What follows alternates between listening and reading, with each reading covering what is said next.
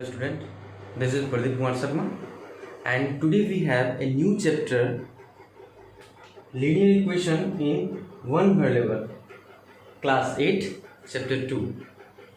आज हम लोग इसके बारे में एक इंट्रोडक्शन समझेंगे कि ये है क्या चीज़ और इसका प्रॉब्लम सॉल्व करने में क्या कठिनाई आती है, कैसे इसको सॉल्व करेंगे, ये हम लोग जानेंगे। तो पिछले क्लास में हम लोग पढ़ चुके हैं एक एक्सप्रेशन।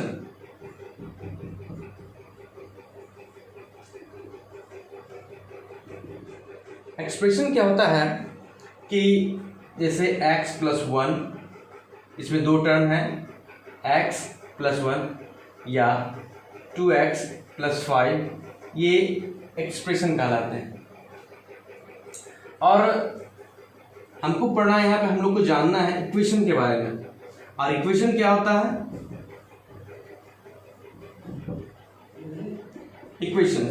इक्वेशंस में सेम चीज एक्सप्रेशन का ही होता है, लेकिन उसमें एक डिफरेंट होता है कि वो इक्वल टू करके लिखा जाता है। जैसे कि x plus 1 equal to 5, LHS and RHS। हमेशा याद रखिएगा कि different between expression and equation. In equation हम लोग को जरूर ये इक्वल का साइन जरूर देखने को मिलेगा इक्वेशन के बारे में। जैसे 2x square plus 5x plus 2 equal to 0, ये एक इक्वेशन है। इसमें अब हम लोग जानते हैं कि लीनियर इक्वेशन किसको कहते हैं और कैसे समझेंगे कि कोई इक्वेशन जो है वो लीनियर है या नहीं है। इसके लिए ध्यान देंगे कि 2x प्लस 4 इक्वल टू 0, ये एक लीनियर इक्वेशन है। कैसे? लीनियर इक्वेशन का मतलब हो गया कि जो टर्म दिया हुआ है हम लोगों के पास, उसका पावर जो है 1 से ज़्यादा नहीं होना चाहिए। इट मीन्स यहाँ पे जो x जो लिखा हुआ ये टर्म 2x, इसका x का पावर कितना है? इसका x का पावर 1 है और 1 छिपा हुआ रहता है, 1 को हम लोग लिखते नहीं है, इसीलिए इसका पावर कितना है? 1 है। तो ये 2x प्लस 4 इक्वल टू 0, ये एक लीनियर इक्वेशन के अंदर आता है। अब अगला पढ़ रहे हैं, ये लीनियर इक्वेशन समझ में आ गया कि लीनियर इक्वेशन वो होता है जिसमें कि अधिकतम पावर 1 होता है। ये हो गया लीनियर इक्वेशन। और आगे आते हैं इन वन वेरिएबल, और एक वेरिएबल के साथ होना चाहिए। इट मीन्स ये जो x y z जो भी हम लोग इक्वेशन में यूज करते हैं वो मात्र एक होना चाहिए। As example 5m plus 2, single ये m है इस इक्वेशन में।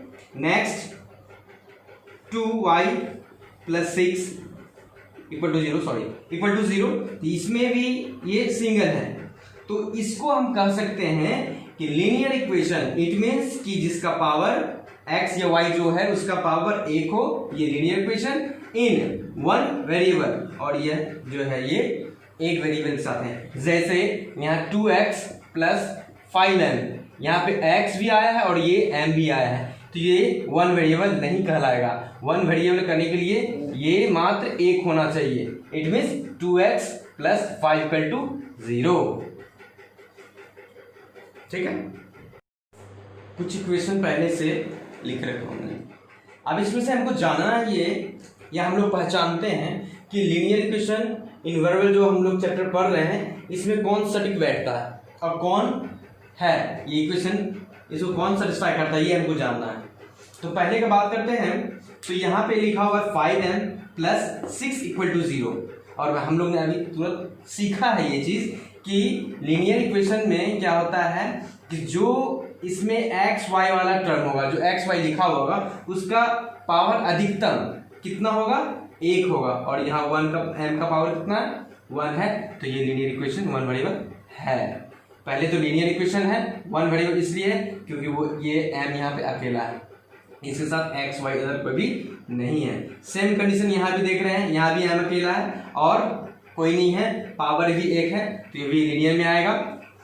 अब अगला बात करते हैं। तो यहाँ है 8y minus m, linear equation तो है यहाँ पे क्योंकि दोनों का पावर कितना है? 1 है, इसलिए लीनियर इक्वेशन तो है। बट वन वेरिएबल, ये जो वन वेरिएबल है इसको ये सेटिस्फाई नहीं करता है, जो कि हम लोग इस चैप्टर में पढ़ रहे हैं, इसीलिए यह लीनियर इक्वेशन वन वेरिएबल नहीं कहलाएगा। तो हम लोग आज अभी सीख लिए कि equation, linear equation in one variable कैसा होगा, कैसे हम लोग उसको पहचानेंगे।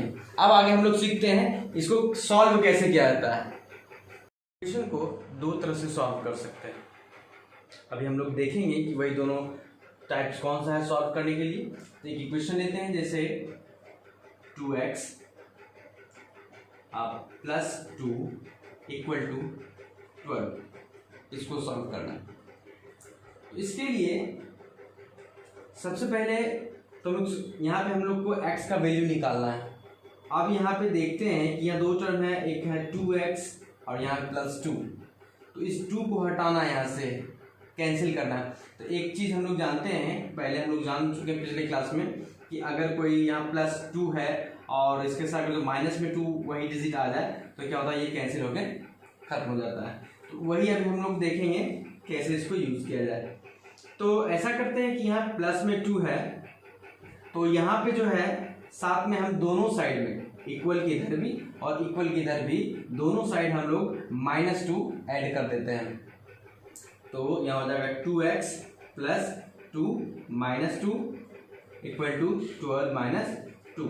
अब ध्यान दीजिएगा कि हम लोगों ने यहाँ पे -2 ऐड किया है, तो इसके बदले में हम लोगों ने इधर भी -2 को ऐड किया है, जिससे कि ये दोनों नॉर्मल रहेगा, न्यूट्रल रहेगा। अब ये 2 और ये 2 कैंसिल, यहाँ क्या बच गया, यहाँ हो गया 2x equal to 12 minus 2 equal to 10। Now यहाँ पे अब x के साथ 2 मल्टीप्लाई हो रहा है, तो ऐसा अब इसमें मल्टीप्लाई अब 2 को हटाने के लिए हमें क्या करना होगा, साइन चेंज करके। जैसे यहाँ पे प्लस में 2 था तो हम लोगों ने माइनस में 2 ऐड किया। इफ अगर यहाँ पे जो है माइनस में 2 रहता तो हम लोग यहाँ प्लस में ऐड करते हैं, जो यहाँ इसलिए अब यहाँ देखते हैं कि अगला में यहाँ मल्टीप्लाई में 2 है, तो मल्टीप्लाई में 2 है।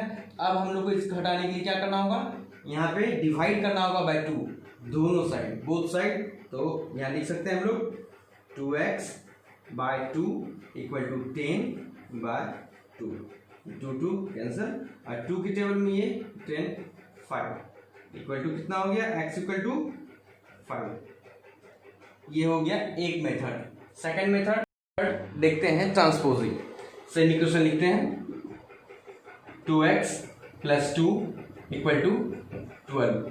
अब इसमें सिर्फ एक चीज का ध्यान रखना है कि जो भी डिजिट जिस साइन के साथ अपोजिट इक्वल टू के अपोजिट साइड जाएगा, वो अपना साइन को भी बदल लेता है, अपने साइन का भी अपोजिट हो जाता है। इट मीन्स अगर प्लस में है तो इधर वो माइनस हो जाएगा, अगर माइनस में है तो इधर आगे प्लस, अगर वो मल्टीप्लाई में है तो इधर आगे डिवाइड, अगर डिवाइड में है तो इधर आगे मल्टीप्लाई होगा। बस इस चीज का ध्यान हम लोग को रखना है।